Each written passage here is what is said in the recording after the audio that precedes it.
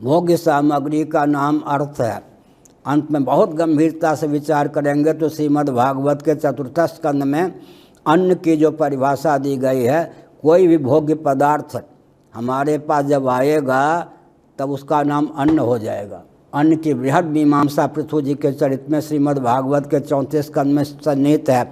भोग्य पदार्थ का नाम अर्थ है। आस्तिक नास्तिक वह सम्मत अर्थ की यह परिभाषा है। भोग्य पदार्थ के समुचित सेवन से प्राप्त जो पुष्टि और तृप्ति है उसी का नाम काम है। काम कोई अश्लीलता नहीं है।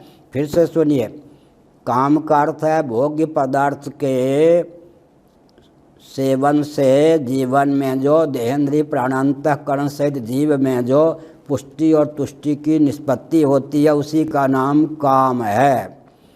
अब धर्म क्या है?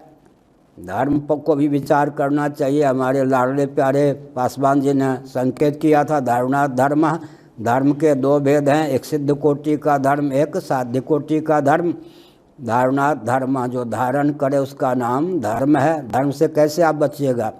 पार्थिव प्रपंच को पृथ्वी, पृथ्वी को जल, जल को तेज, तेज को वायु, वायु को आकाश, आकाश को प्रकृति, प्रकृति को ब्रह्म तत्व, परमात्मा तत्व, भगवत तत्व धारण करने वाला है। अब इस धर्म की परिभाषा को कौन विमुख कर देगा?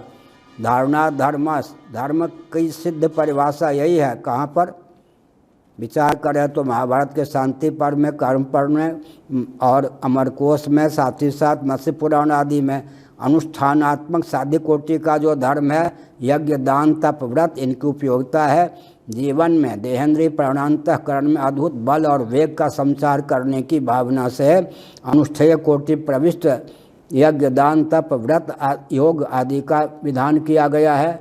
तो हमने कहा कि धर्म क्या है?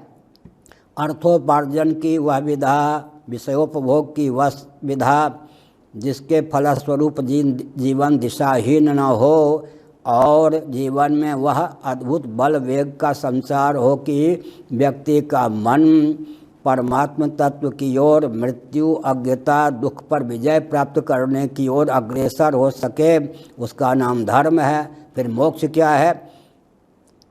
जो कुछ मृत्यु है, असत है, उससे जो कुछ जड़ता है, उससे जो कुछ दुख है, ताप है, वेदना है, उससे पिंड छुड़ाकर सच्चिदानंद मात्र होकर शेष रहना, यह मोक्ष है। तो राजनीति का लक्ष्य भी उन्माद नहीं है। धर्म अर्थ काम मोक्ष नामक पुरुषार्थ चतुष्टय की सिद्धि में सहभागिता है। एक वाक्य